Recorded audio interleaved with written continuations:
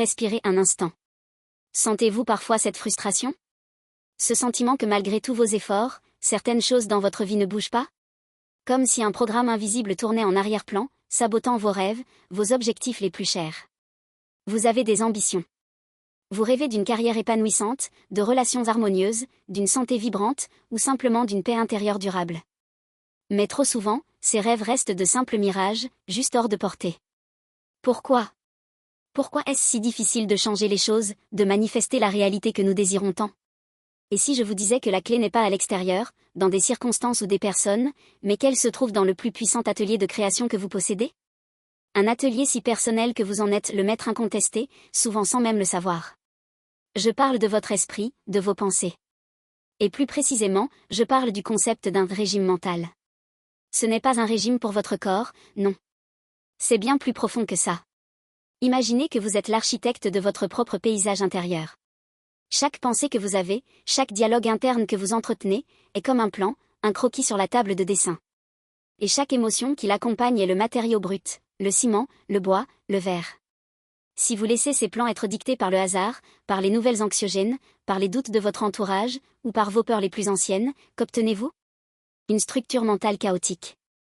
Un bâtiment bancal, désordonné, qui ne correspond en rien à la maison de vos rêves. Le régime mental, c'est l'art de devenir un architecte conscient. C'est l'engagement ferme de choisir méticuleusement l'état aliment de votre esprit. De ne nourrir que les pensées qui construisent, qui soutiennent la réalité que vous voulez voir éclore, et de refuser catégoriquement celles qui la détruisent. C'est une discipline continue, oui, mais c'est aussi une liberté immense. La liberté de sculpter votre monde, non pas à coups de marteau sur la pierre, mais avec la délicatesse et la puissance de votre attention. Ce n'est pas une idée nouvelle, loin de là. Des sages, des penseurs, des scientifiques l'ont exploré depuis des siècles. Prenez Neville Goddard, par exemple. Ce maître de la conscience nous a enseigné une vérité fondamentale, notre imagination n'est pas un simple fantasme. C'est Dieu lui-même en action. Il disait que l'état que nous maintenons intérieurement, nos croyances profondes, nos pensées persistantes, nos sentiments dominants se durcit en fait. En d'autres termes, ce que vous imaginez avec foi et persistance finit par se manifester dans votre monde physique. Le régime mental est l'outil par excellence pour persister dans cet état du souhait exaucé, pour refuser toute pensée qui contredit votre désir, et ainsi, maintenir la vision claire de votre réalité future. Et ce qui est absolument fascinant, c'est que la science moderne vient confirmer ces intuitions ancestrales. Le Dr Joe Dispenza, un neuroscientifique reconnu, nous éclaire sur les mécanismes biologiques derrière tout cela. Chaque pensée, absolument chaque pensée que vous avez, crée une connexion neuronale dans votre cerveau. C'est un peu comme créer un petit sentier dans une forêt vierge. Plus vous parcourez ce sentier, plus il devient large, balisé, facile d'accès. C'est la neuroplasticité, la capacité incroyable de votre cerveau à se modifier, à se recabler en fonction de vos expériences et de vos pensées répétées. En choisissant consciemment et répétitivement des pensées alignées avec votre futur désiré, vous ne faites pas que rêver. Vous recablez littéralement votre cerveau. Vous changez vos schémas de pensée habituels, vous modifiez vos réponses émotionnelles, et croyez-le ou non, vous pouvez même influencer l'expression de vos gènes. Le régime mental, c'est la passerelle magique ou la foi. Inébranlable de Goddard rencontre la biologie tangible de Dispenza. C'est là que l'intention pure et la structure neuronale se rejoignent pour créer votre réalité. Pour rendre cela encore plus clair, je vous propose une image. Imaginez votre esprit comme un jardin fertile, un lopin de terre incroyablement riche. Ce jardin, il ne demande qu'à produire. Mais la question est, qu'est-ce que vous y semez? Si vous ne semez rien consciemment, si vous ne faites pas attention, que va-t-il se passer? Les mauvaises herbes pousseront naturellement.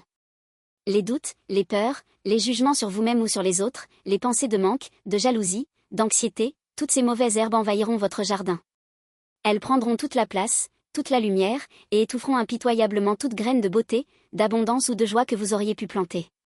Votre jardin intérieur, votre esprit, deviendra un fouillis désordonné, aride et épuisant. Le régime mental, c'est être le jardinier vigilant de ce jardin. Un jardinier qui ne dort jamais, qui est constamment aux aguets. C'est vous qui désherbez quotidiennement, arrachant sans pitié la moindre mauvaise herbe dès qu'elle pointe le bout de son nez. Et surtout, c'est vous qui plantez délibérément les graines. Les graines de pensée positive. Les graines d'affirmation puissante. Les graines de vision claire et joyeuse de ce que vous voulez manifester. Vous les plantez avec intention, avec amour, sachant qu'elles fleuriront en une récolte abondante de tout ce que vous désirez. Alors, comment appliquer ce régime mental concrètement, dès aujourd'hui? Comment devenir ce jardinier cérébral expert? Je vous propose un exercice simple, un rituel que vous pouvez intégrer facilement dans votre quotidien. Un exercice en 5 étapes, pour vous transformer en l'architecte de votre monde. 1. Le scanner matinal. Dès que vous ouvrez les yeux, avant même de poser un pied par terre, prenez un instant. Fermez les yeux à nouveau, et observez. Quelles sont les premières pensées qui émergent? Sont-elles en phase avec l'architecte de votre rêve? Vous sentez-vous optimiste, reconnaissant, enthousiaste pour la journée? Ou bien l'inquiétude, la liste des choses à faire, ou les regrets d'hier s'invitent-ils? Ne jugez pas ces pensées, non. Observez-les simplement, comme on regarde des nuages passer. C'est votre état de départ. C'est le bulletin météo de votre jardin intérieur. 2. Le détecteur de pensées négatives. Maintenant, durant toute la journée, devenez votre propre détective mental. Développez une conscience aiguë de votre dialogue intérieur. Chaque fois qu'une mauvaise herbe se manifeste, une pensée de doute sur vous-même, une pensée de manque financier, une peur de l'échec, un jugement envers quelqu'un ou une situation, ne la laissez pas prendre racine. Ne la laissez pas s'installer confortablement. Dès que vous la repérez, agissez. Dites mentalement, ou même à voix basse si vous êtes seul, annulez, ou prochaine pensée. Il ne s'agit pas de réprimer vos émotions ou de nier la réalité. Il s'agit de refuser de donner de l'énergie à cette pensée. De ne pas l'inviter à s'asseoir à votre table. 3. La plantation consciente, c'est l'étape cruciale. Immédiatement après avoir dit « annuler » à une pensée indésirable, remplacez-la activement. Remplacez-la par une pensée opposée, constructive et surtout, parfaitement alignée avec votre désir, avec la réalité que vous voulez construire.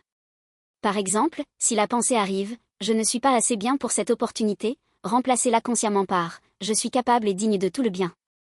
J'ai toutes les ressources en moi pour réussir ». Ou si c'est « je n'aurai jamais assez d'argent », transformez-le en « l'abondance est mon droit de naissance, et elle circule librement vers moi et à travers moi ». Le secret, c'est de ne pas laisser un vide. Remplissez-le immédiatement avec la graine de votre choix. 4. L'arrosage et l'engrais. Les graines que vous venez de planter ont besoin d'être nourries. Répétez ces pensées choisies régulièrement, consciemment, surtout pendant les moments de transition où votre esprit est libre de vagabonder. En attendant le bus, dans une file d'attente, pendant une courte pause, ou avant de vous endormir. Visualisez-les se manifester. Voyez la scène dans votre esprit. Et plus important encore, ressentez l'émotion associée à cette réalité déjà présente. La joie, la gratitude, la paix. C'est cet arrosage régulier et cet engrais émotionnel qui vont renforcer les nouvelles voies neuronales dans votre cerveau. Qui vont transformer ce petit sentier en une autoroute lumineuse.